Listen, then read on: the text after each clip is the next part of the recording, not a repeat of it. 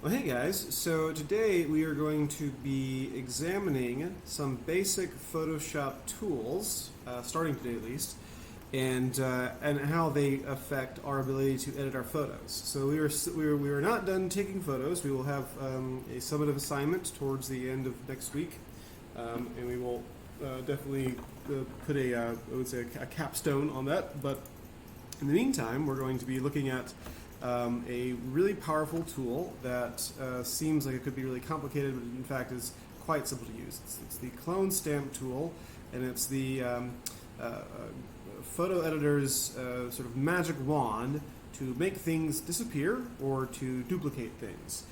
This can be used in any manner of ways, and it can be used in some very versatile ways. So go ahead and open up Photoshop. Now, with the Photoshop that I'm running here on this tablet, I've kind of enlarged things so it'll be easier to see for you guys. Pardon me. but so you might see things a little stacked a little bit differently. But I'll give you multiple ways of accessing these different sort of resources here. So if you don't see what I see, I'm working with this workspace here that's just called Essentials. So if you don't have Essentials, chosen, then you might see things a little bit different than I am. So there's a really simple way of getting your files to open in Photoshop. You can either find the files on your wherever you've saved them. So hopefully you've saved them somewhere, somewhere you can find. And so I'm going to click on the first one. We'll do is this one, the butterfly. So go ahead and open the butterfly up in Photoshop. By clicking on it, you can drag it over into the workspace here, and it'll show up there. Or you can just go to File, Open, and then you can find the same file here. And I can even open up multiple at the same time. So I'm going to go ahead and open up all four of them, and we'll just do this at the same time here. We can kind of go back and forth between them. So starting with the butterfly. First off, let's just kind of take a look at the workspace here. Now, we talked before about tools we can use in Pixlr, and they're all here under Image and Adjustments. You can find all the things we used here, and they work exactly the same way. There really is no difference the way they work. They might be arranged in a slightly different way. They might look a little different, but they work exactly the same way. And another thing we have over here is our layers. So if you can't see your layers, you want to look over on the right and find this little look like two stacked pieces of paper here, and you can see our layers. And so we have our background. If I want to add a layer, I click this little button here that looks like a piece of paper with a corner folded up. I can press that, and I can add any number of layers that I want. And I can get rid of them by pressing this little trash can. We may add a layer on some of these things just so we can kind of see what we've done, but we might not. We probably won't need to. So the clone stamp tool is over here. It is just activated by pressing the letter S on your keyboard, and it works like this. You have an area of your picture that you want to copy. So for instance, I want to make this butterfly. That's what we want to do. We want to make this butterfly disappear entirely. So if we click anywhere, it'll give us this little alert saying that we couldn't use it because we haven't defined where we're going to clone. So I'll press OK, and in order to do that, what I'm going to do is I'm just going to hold down the Alt key, and we have this little target that forms. You can't see that, it's right there. This little target here, and we click anywhere we want to start. I'll click right here, and then we can start our copy. We get a little preview here. Let me zoom in a little bit, slightly. Zoom in some. With the pressing the letter Z and clicking once, and once again press S on the keyboard, and you can see a preview of what you're going to do. So I'll make this a little bit bigger. So if you look over here, we have our brush size. I will make my brush size maybe about 100. Yeah, that's about right. And it doesn't enlarge what you're copying; it simply copies a larger area. So I'm going to start on the butterfly's wing, just on the tip of the wing, and I'm just going to sort of slowly work my way up and down this wing, copying the texture of the asphalt, and slowly the butterfly disappears, and it's almost seamless. Now don't get so close to the white that it starts to mar the white. We'll talk about how we get to that point in a second here. We'll do the same thing on the other side. I'm going to once again hit the Alt button, the Alt key on my keyboard right next to the space bar. I'm going to click somewhere over here on the white, right about here I'll say. And once again, I'm just going to start, and I'm just going to paint this butterfly away. It's very simple to use. Now in this case, I think my brush might be a bit too big, because right now you see what we have is a, we'll call this a sort of soft brush, this little fuzzy, unfocused edges here. And if we want to get rid of that softness, we can bring up the hardness. But it actually works better with the clone stamp to have it be a little soft, because then you won't have any harsh lines between what you were cloning and what the original image was looking like. But I will shrink this down maybe to about 45 or 50. And I'll reset my key here. I'm going to once again hold down the Alt key, and I'm going to click a little spot around here, and I'm just going to sort of erase more of the butterfly until I get right about to the edge. Now that I'm here, I'm going to choose my new clone stamp source right at the conjunction between the black asphalt and the white paint. So I'll hold down the Alt key here, and I'll just click right there in the between, as close to the middle as I can get. And you'll see that we have that little border between the two, and I might make my brush a little bit bigger. Now you can make your brush bigger by going over here and clicking this button and dragging this little cursor back and forth. But you could also do it quickly by holding down the, by holding down, let's hold my little Alt right here once again, by holding down the square bracket. So if I hold down the left square bracket, it makes it smaller. If I click the right square bracket, it makes it bigger. So once again, I'll just pull this straight down as neatly as I can here. And you notice that the butterfly started to repeat. That's because it was in the original image. So I'll start from the bottom here, maybe towards the bottom, and I'll just work my way up. And once again, trying to keep that line as smooth and uninterrupted as possible. And we see again, we need to start again. So I'll just click right here, and I'll just maybe do a couple spot things there. Alright, and so I'm looking at that, and there's a little bit of noise in this area here. If you want to clean that up, what you can do is you just, once again, click anywhere over here, just kind of go through that, try to make that a little less obvious that there was any doctoring going on there. A few more times. And the one thing you want to avoid is any indication that you did anything to it. And so if you want to try maybe cloning from a different area and sort of putting in there just to give it a little more randomized look to it, that's always a good way of sort of masking that you did anything. Now, in this case, my line's kind of moving a little curved here, so I might want to once again hit my source right about here, and I'll just click right about there, and I'll see if I can't maybe broaden that out slightly, just to get that to be a little more uniform, and that looks good. So now, when we save Photoshop files, I press File, I press Save. You have the option, well in this case we only have the option of saving this as a JPEG. Now if I add a new layer, it would give you the option of saving it as a PSD, which is a Photoshop document, which we'll get to in a second. So I'll just press OK to save this, and it'll save. I want to say, where did I save this? Save, also save as. I save this under my desktop here, and so I'll just cancel, and then what I can do here is I can open up the butterfly. And you notice, once again, the butterfly has disappeared completely. So if you compare that to the previous picture, you can see this looks, you can see there's a little bit of, I would say a little bit of evidence that it might have been doctored, but if you didn't know, if you didn't realize that it had a butterfly there, you wouldn't suspect anything, because it's very powerful, this clone stamp tool. So continuing on, I'll just close this out.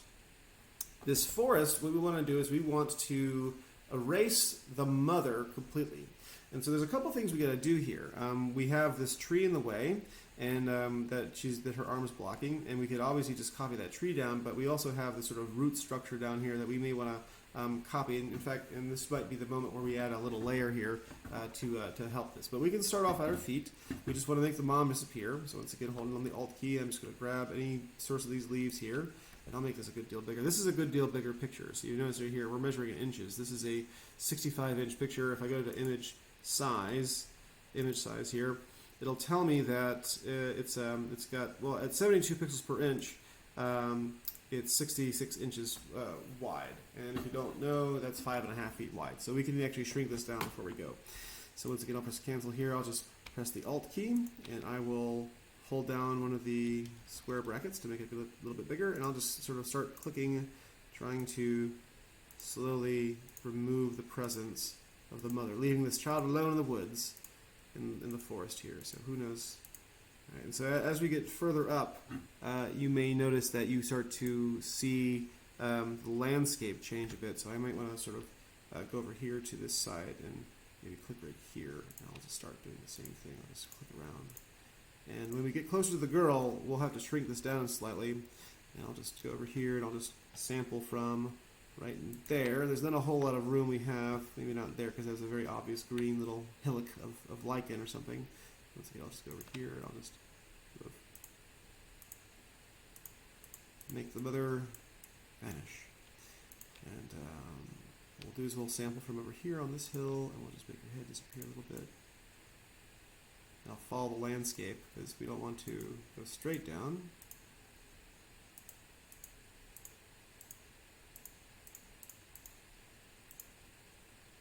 Okay. Once again, I'll just click over here to sample and I'll just move this around, trying to remove all trace of the mother from the photo. Now, you may be saying to yourself, is this the be-all, end-all tool? This is how they do the magic. Well, this is one of them. There's several other tools you could use. Now, this is where we're going to add in a new layer. Here, I'll just once again get rid of this little spot right there.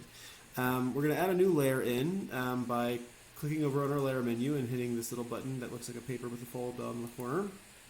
And I'm going to click on my background and hold down the Alt key right next to the root structure of this tree.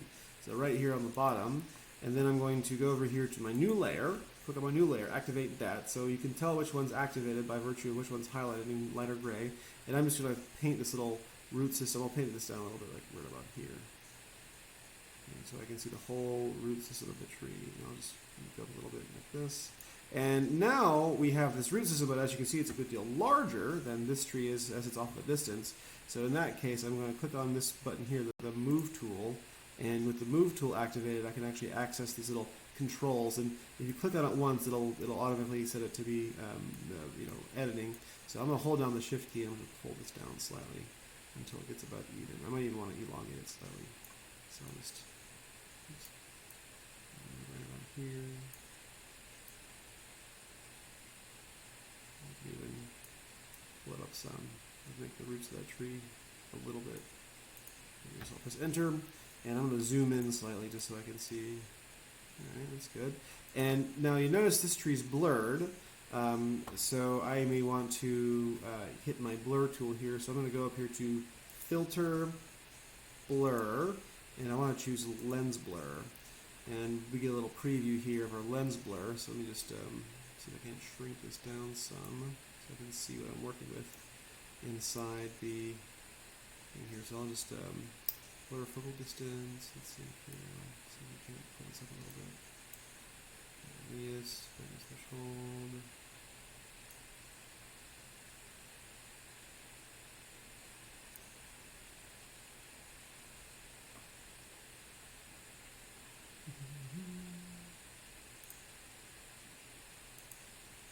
Let's see, I'm going to put a layer mask. I'm going to see if I can increase the blur slightly here.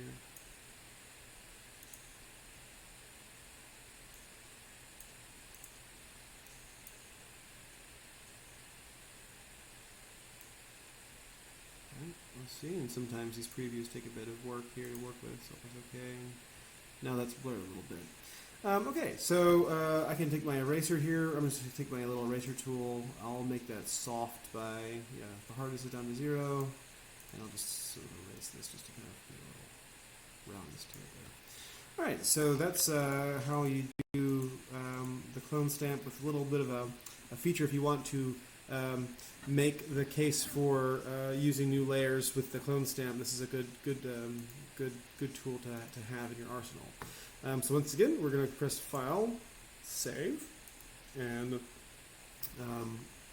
right now we have the option of saving this as a PSD. I'm just going to go ahead and save this as JPEG, and I'm going to actually call it Forest, and I'm going to say Forest Edited Lobello. And so change the name just so I know who I'm looking at when I see these, and I'll press OK. And once again, if we look over here to Forest versus Forest Edited, it can be side by side here. So here's the Forest Edited. And once again, there's a little bit of a sign that something was there. There's that sort of fuzzy end of the tree up at the corner there, but I think it's distant enough that people might not notice it. Again, it depends on how detailed you want to get, but this is a good way of practicing the use of this clone stamp tool here. All right, so that is that. So once again, we'll have to submit that as well. And let me just go ahead and take this off. And I will not save changes to the Photoshop document. If you are not getting through with this in a timely fashion, then obviously save it as a Photoshop document you can open up later. The last one that I'll do for you is this rope. I want to make this rope disappear. And this seems like it might be simple, but there's a few things happening here. We've got the different shadows on different signs. We've got reflections of the rope. We've got various things we want to get rid of. We want to get rid of all the signs. So I'm going to just start doing this. And if you want to speed the video up, you're welcome to do that. I'm just going to slowly run through here. And once again, close tab, Alt, click.